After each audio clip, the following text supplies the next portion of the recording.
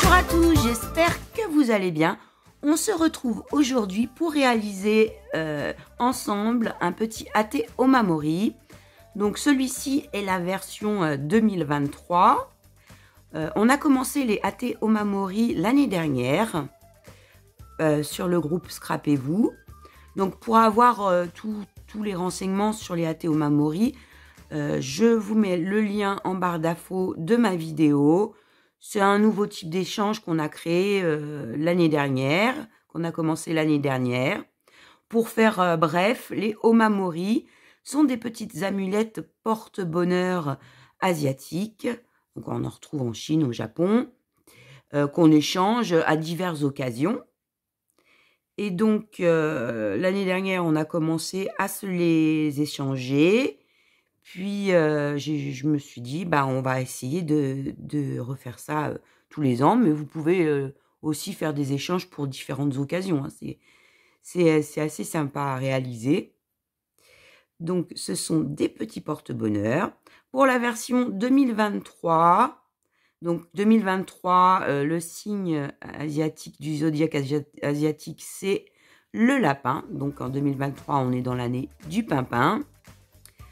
Donc, j'ai repris le thème du lapin pour ma petite athée omamori. Ce qu'il y a de différent avec celle que j'ai fait l'année dernière, c'est que celle-ci a une poche au dos. Donc, je l'ai fait en deux parties. Hein. Elle peut servir de porte-clés ou s'accrocher, peu importe. Avec le plus petit omamori à côté qui peut se glisser dans la poche.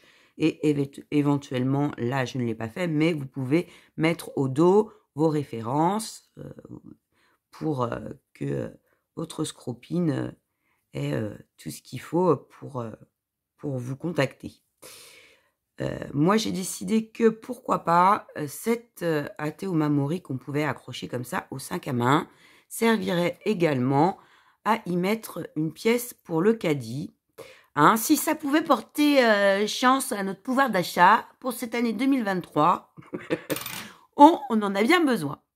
Donc, je trouvais ça un peu marrant. C'est sympa à accrocher au sac et puis c'est sympa à s'échanger pour se souhaiter des bons vœux et sport et chance pour cette nouvelle année 2023. Donc, nous allons réaliser ensemble la base. Moi, là, je l'ai réalisé en jean. Vous pouvez le faire dans le tissu de votre choix. Toutefois, prenez un tissu assez épais ou alors redoublez-le avec un papier. Donc, on va faire la base. En ce qui concerne la déco, bah, chacun fera la déco de son choix. Pour la base, moi, j'utilise un morceau de jean recyclé, hein, d'un vieux jean. J'ai découpé un morceau de 7 cm par 16. Ensuite, vous aurez besoin de cardstock pour vous faire deux petits gabarits. Donc, le plus grand fait 4 cm par 6. Donc, vous faites un rectangle de 4 cm par 6. Pour découper les angles, vous vous faites un petit point de repère à 8 mm de l'angle. J'ai du mal à parler aujourd'hui. Donc, un point de repère à 8 mm de l'angle. Vous tracez les diagonales et vous découpez. Donc, ceci pour le plus grand. Pour le plus petit, il s'agit d'un rectangle de 2,5 cm par 3,7 cm. Dans l'horizontale, vous allez tracer un point de repère à 0,5 mm des angles et à la verticale à 0,7 mm des angles. Vous tracez les diagonales et vous découpez. Donc ça va vous servir de gabarit. Donc avec ce premier morceau de jean, je vais me repérer grâce à mon gabarit. Donc je vais le plier à peu près à 6 cm, comme ceci.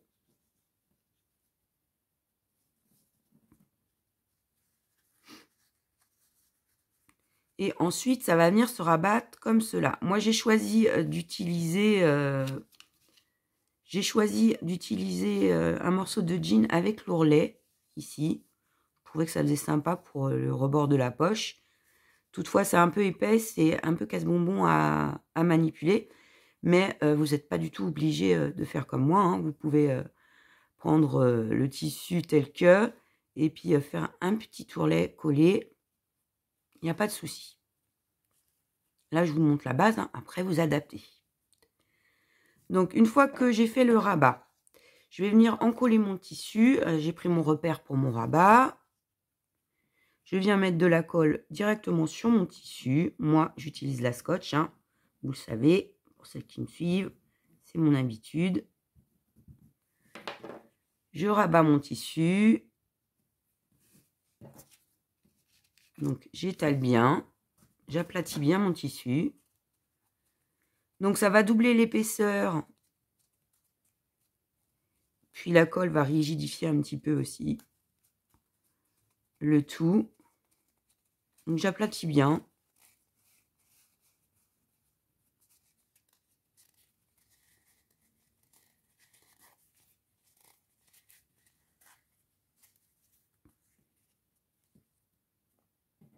Si vous utilisez un tissu plus fin, je vous conseille de découper un second rectangle de cardstock grâce à votre gabarit et à ce moment-là de l'insérer entre les deux couches de tissu pour qu'il y ait plus de rigidité.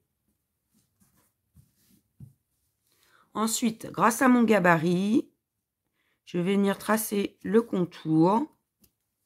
Donc pour ça, je prends soit de la craie, là je vais prendre mon petit crayon gras blanc. Je trace, si vous avez de la craie, vous pouvez le faire aussi, hein, ou en couleur. De toute façon, on va découper, ça se verra pas. Donc, je trace mon contour comme ceci.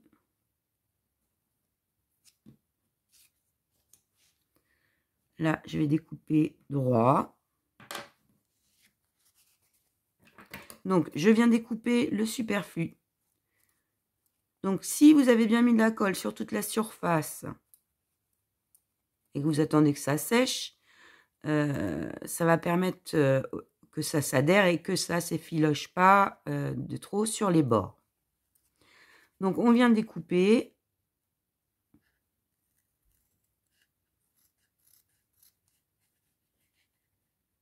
Le long de nos traits.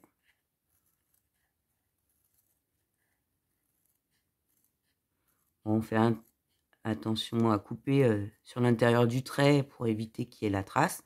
Une fois arrivé ici, on coupe droit. On va redécouper après, hein. C'est juste pour vous montrer. Hop. L'autre côté. Voilà, c'est la version simple, hein. Vous pouvez le faire en couture aussi. Là, c'est la version scrapée en colle.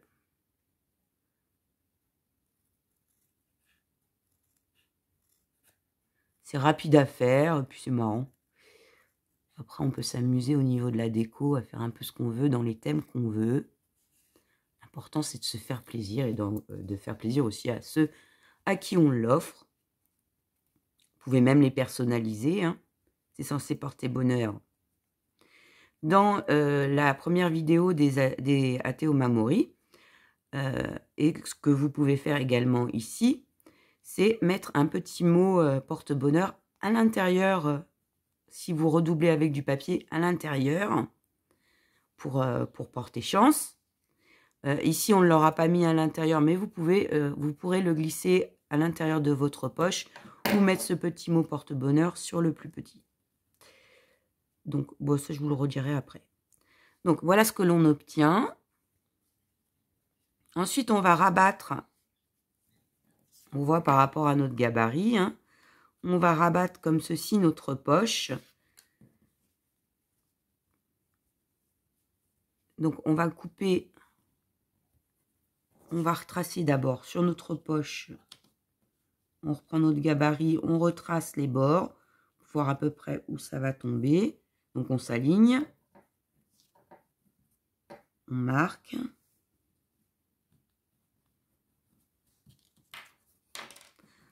C'est pour avoir à peu près les mesures. Ici, on va découper des biais.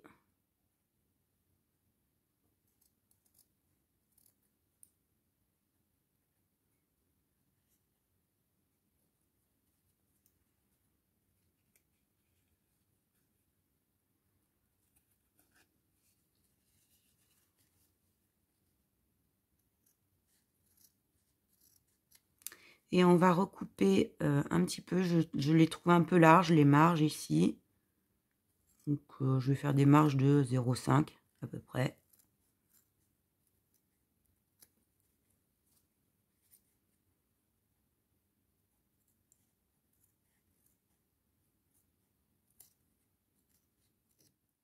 Donc voilà ce que vous obtenez dans un premier temps. On va redécouper un tout petit peu les angles ici.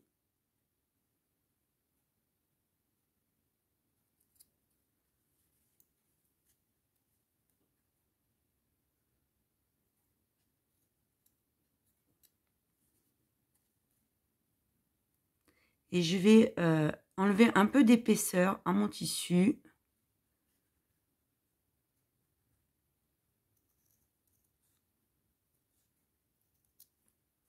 Comme ceci, d'un côté et de l'autre.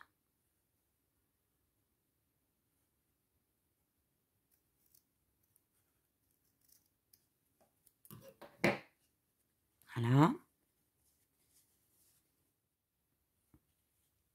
Donc, on va rabattre comme ceci. Venir mettre de la colle. Là, j'ai un petit fil qui se défait, donc. N'hésitez pas à mettre des petits points de colle aux angles pour pas que le tissu s'effiloche et que ça soit plus net. Moi, j'aime bien en recoller un petit chouïa le rabat à l'angle. Ici, je mets un petit point de colle pour pas que ça s'effiloche. Et je vais venir faire la même chose de l'autre côté. Donc, je mets un chouïa de colle comme ceci.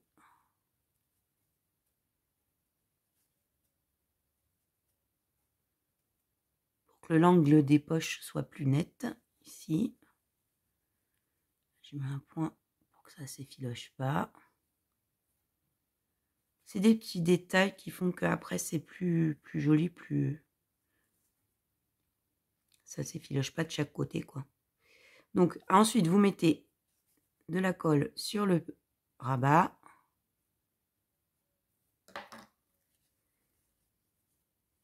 Vous pliez et vous venez coller le long de votre omamori.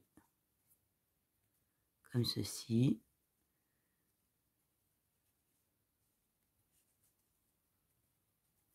Et de l'autre côté, pareil.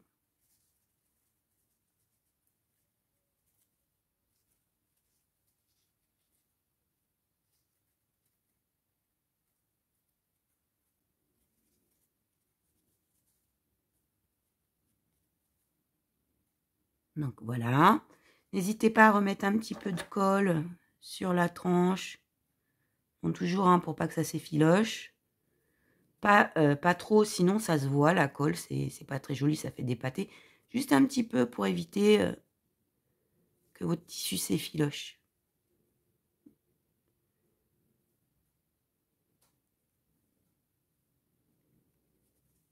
Voilà. Donc,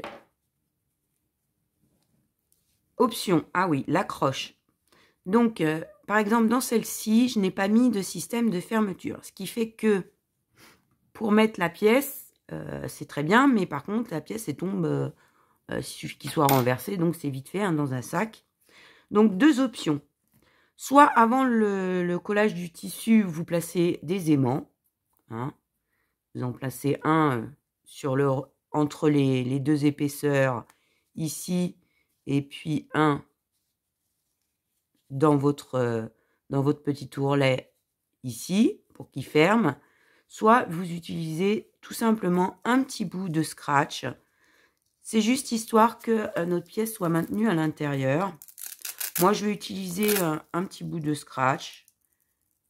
C'est plus économique et ça suffit pour ce projet, je pense. Après, vous faites comme vous voulez avec ce que vous avez. Donc, j'ai pas besoin d'un gros bout. Il y a des petits bords.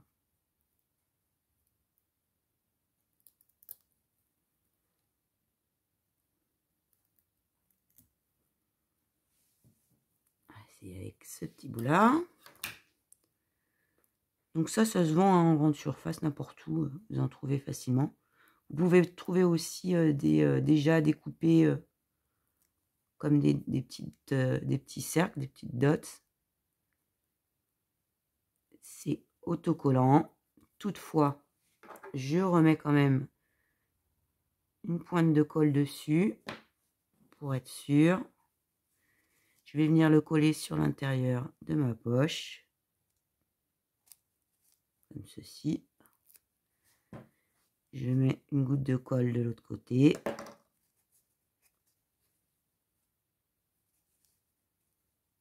Et je ferme le tout.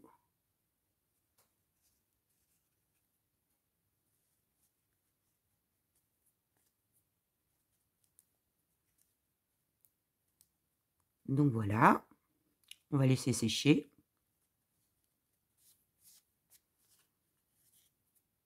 Donc ça, c'est la base pour la plus grande.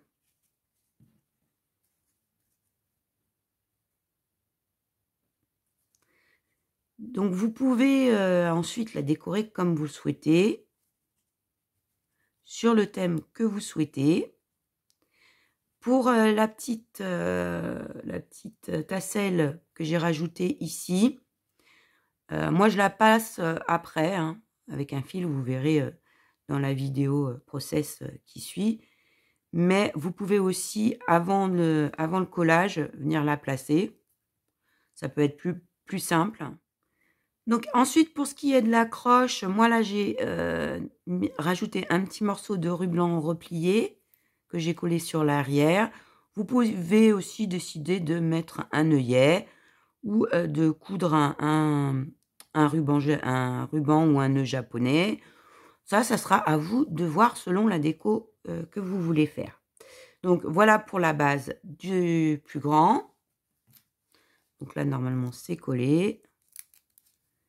Et là, du coup, on peut placer notre petite pièce à caddie et refermer. Voilà. C'est mieux. Je pense que je vais rajouter sur celui-là un petit morceau de scratch également. Voilà. Donc, maintenant, on va faire le plus petit. Et ensuite, je mettrai une petite vidéo process pour la déco, vu que chacun fera comme il le souhaite. Pour le plus petit, c'est encore plus rapide. Vous prenez un morceau de votre tissu. Encore une fois, si c'est un tissu fin, vous faites un double de votre petit tag et vous le mettez entre les deux épaisseurs. Donc, vous prenez un morceau de tissu. On va le plier comme ceci en deux. Voilà. On en colle la moitié.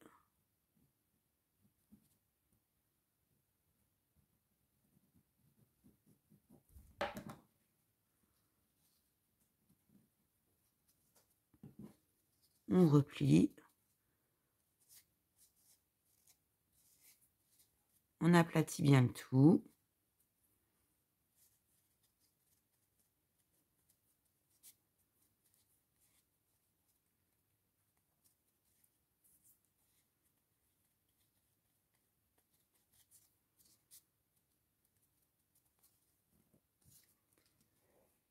Vous reportez le contour de votre petit tag. Ça a la forme d'un tag.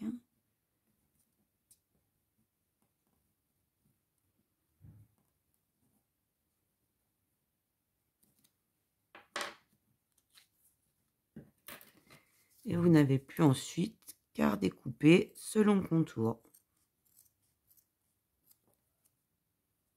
Donc celui-là, il est vraiment tout simple, tout simple. Donc comme je vous l'ai dit tout à l'heure, vous pouvez rajouter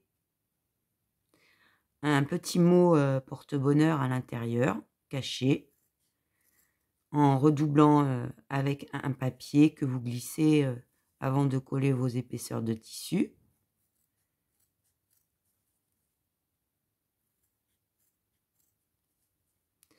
ou bien encore, vous redécoupez un